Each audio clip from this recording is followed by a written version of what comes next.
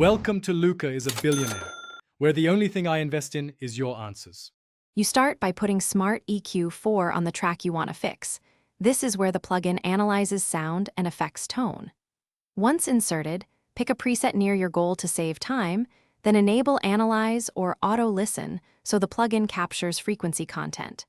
Make sure you play a representative loop at about -6 dB for 10 to 30 seconds. This gives a reliable snapshot. This step lets Smart EQ 4 build an initial curve tailored to your signal and avoids skewed results. Once the analysis is ready, engage matching or source detection to create an adaptive target curve that follows your material. Then, adjust sensitivity and strength to control how aggressively Smart EQ 4 reacts. Lower sensitivity for subtle shaping, higher for corrective moves. Shift the frequency focus to emphasize critical ranges like 100-300 Hz or 3-8K Hz. Make sure to solo or bypass individual bands while you tweak so you hear exactly what each change does. This focused approach to finish, set the mix control to blend processed and dry signals until the balance sounds natural. Small amounts often work best.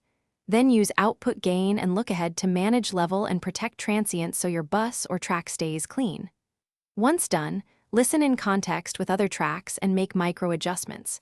If you hear pumping or digital artifacts, reduce processing strength, widen Q values, or switch to linear phase mode. This single troubleshooting step typically removes facey or metallic issues.